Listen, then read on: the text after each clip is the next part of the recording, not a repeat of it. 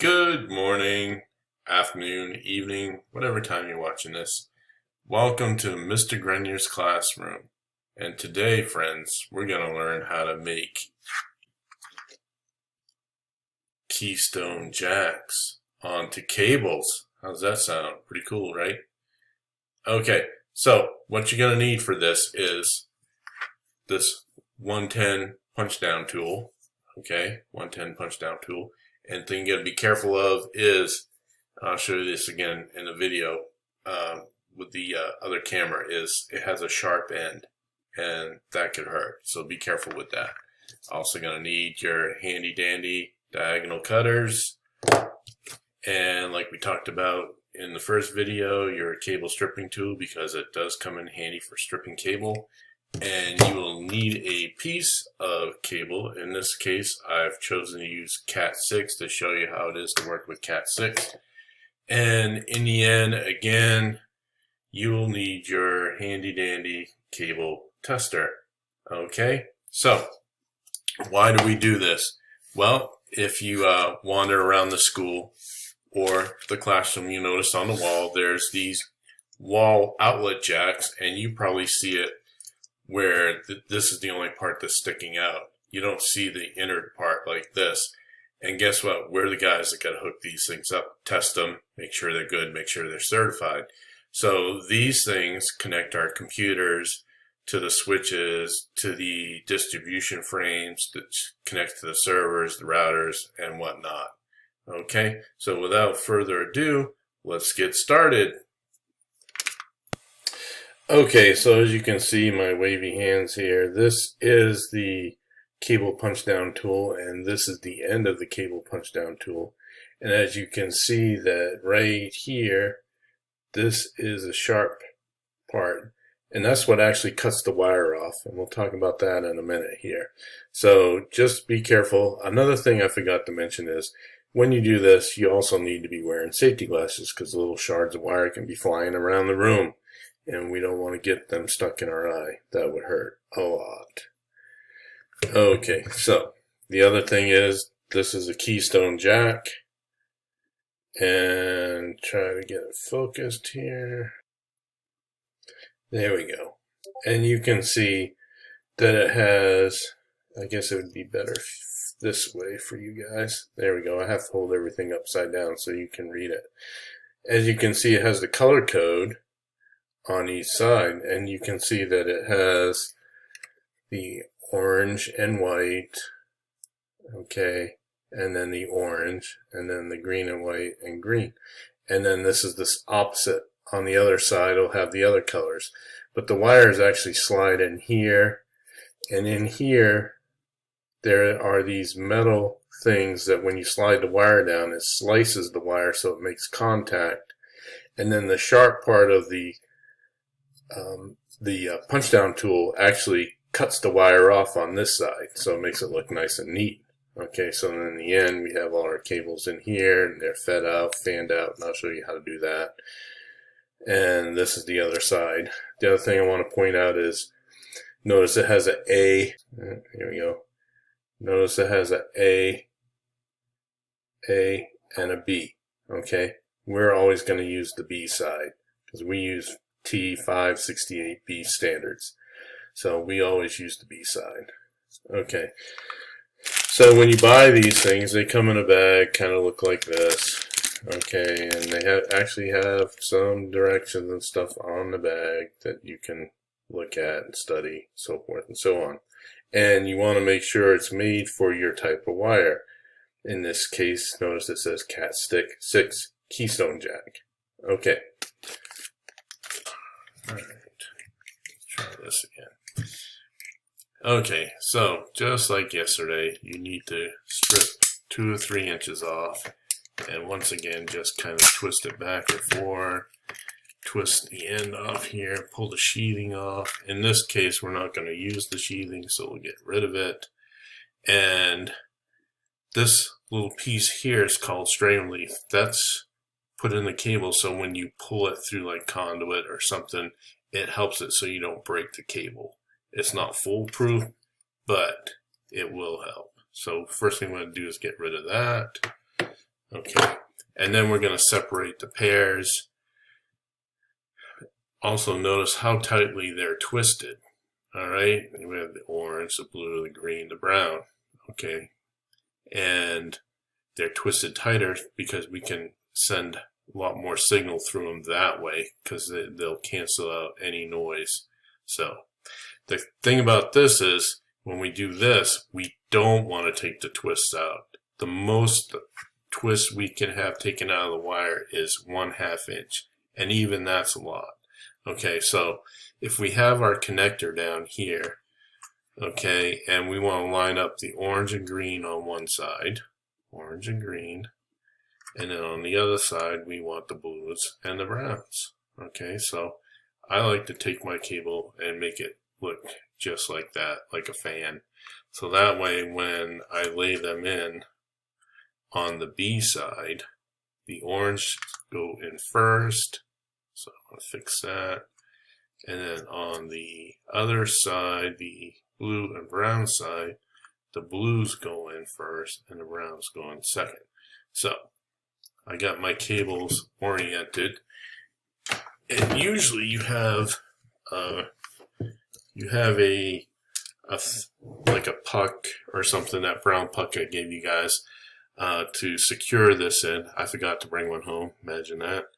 Or they even have another tool you can use that actually holds it a lot better. This is kind of hard doing it this way, but the key is you want to get the blue part up as far as you can, like flush, and then you want to run your wires in. In this case, I'm going to have to flip my cable like this. Doing everything on camera is backwards, so just got to get used to that. So if I do it this way, you can see my blues and browns, and I can actually like bend it like that so it goes in nice and neat. And I want to start on the back 2 pairs, and then the top 2 pairs kind of lay over those pairs. So it's kind of hard to do without the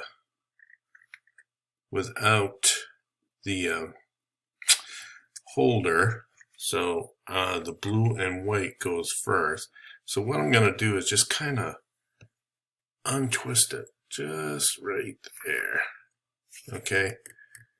And then I'm going to put those 2 in as close as I can. And you see, it's kind of hard probably seeing, but they just slide right down into the grooves there. Okay.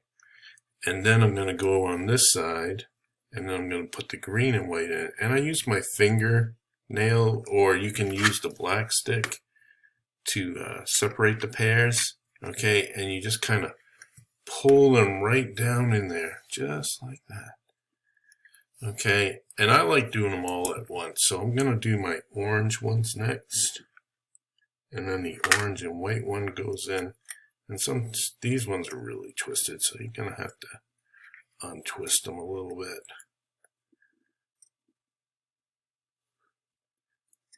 Okay, but I want to turn it around so my white wire is first. So I just stick my tool in there like that, and then I can twist it right around, or not. There we go. Remember, the key is to try to keep as much twist in as possible, because if you don't, it's going to fail. It may pass, but it'll fail on something we call a cable certifier, which is really important, because you want your cables to be able to pass inspection. So you know, you keep getting jobs and stuff like that. And these ones are really tight. All right, there we go. So once you get them split apart and slid down in there, you can even start sliding it in with the black stick.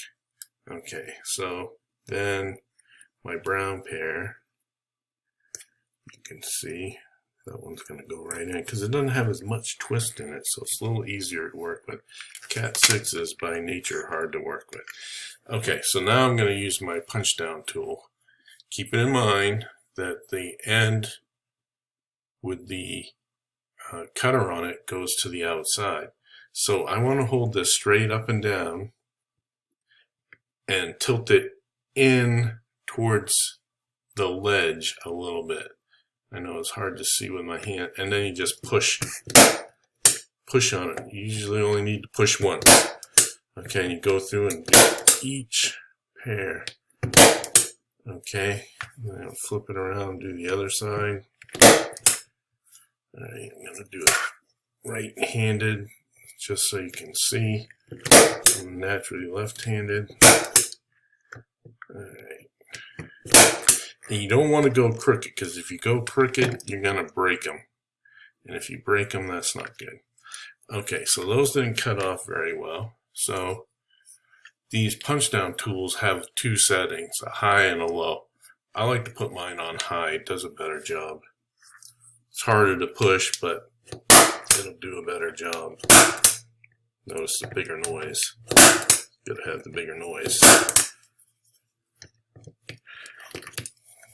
Switching hands.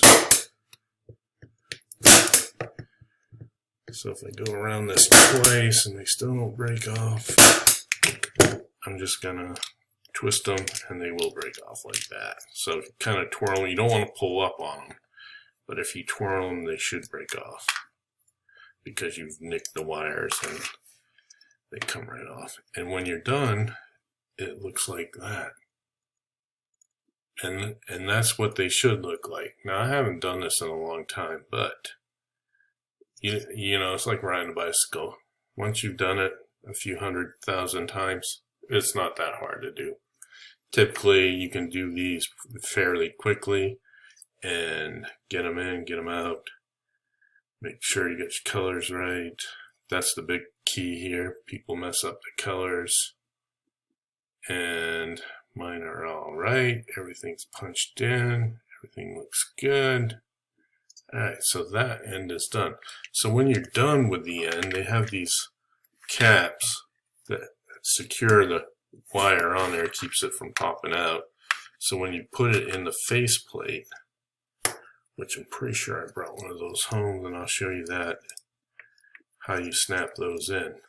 Okay, so that is one end complete. Now I'm going to go ahead and do the other end, and I'll be back and show you how that works.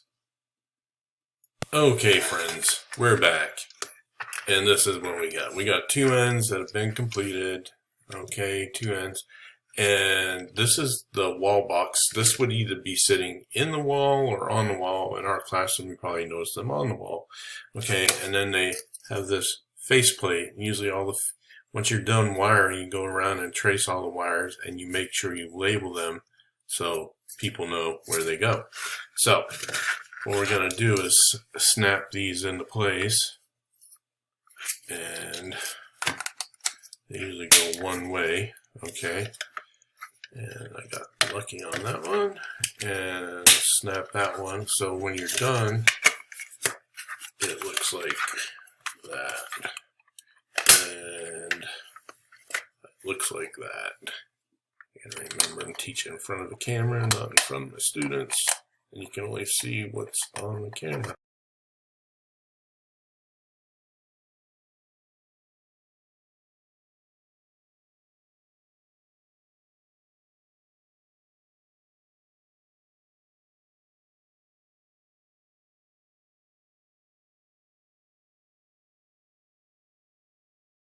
Okay, but that would cost more. But in the end, you're still going to have to know how to do this because these things do go bad. Okay, so I have that all completed, and you can see they're nice and flush and it looks nice and neat. So now I'm going to show you how to test that, and I'm going to get that equipment out and be right back. Hello once again, and welcome back. And right now we're going to go through the cable testing section of this recording. So I got my tester out that we used in the first video, and you can see I have it set up so it's testing the cable. Okay, so what we need to test these Keystones is, because they don't have RJ45 ends on them, we need two known good cables. So we have two known good cables. The cables that I made, one cable I made yesterday, and one cable is a factory cable. Okay, So I plug those in. I plug one end into my remote on my tester and one end right into the meter. Okay, and then I click OK, and it's gonna go through the test, and it told me it passed. It told me the total length of the run is 8 feet. But what if I'm in down at the switch room and I need to track down where this cable goes? So one way, this is kind of a cheap way to do this, but because these come with the tester, that's the cool thing about this tester, and these are loopback plugs, but they also have an ID. Notice this one says ID4. So if I plug this one in, say I'm in another classroom and I need to trace this cable and I don't know where number 4 is, so I can plug this in, come back to the switch and start plugging this in to the switch to see if I can find the ID. And notice it has this button right here. It says cable ID. So I push that button and notice it says number 4. Well, guess what? That's number 4 cable. I now found it. I know exactly where it goes. That is very handy to know as an IT person, where the cables are run. So in this lesson, we learned how to test our Keystone jacks using our known good cables, also using a loopback plug. Okay, you don't need this big tester, but it does come in handy, especially when you start running 400 or 500 computers. Okay, and you have to trace things out because the guy before you, or girl, they didn't label anything. And that happens in the IT field. And that stinks. Trust me. Been there, done that, still doing it. Our school is not a good example of a great cabling system, but we're making it better. Okay, so thanks for watching. I hope you learned something in this class. I enjoyed teaching you. I'm working through the video issues. Might be a blooper or two at the end of this one. Never know. Okay, catch you at the next lesson. See you later. Get our handy dandy diagonals here. And I just can't believe I just did that. Alright, so looks like I'll be cutting that out.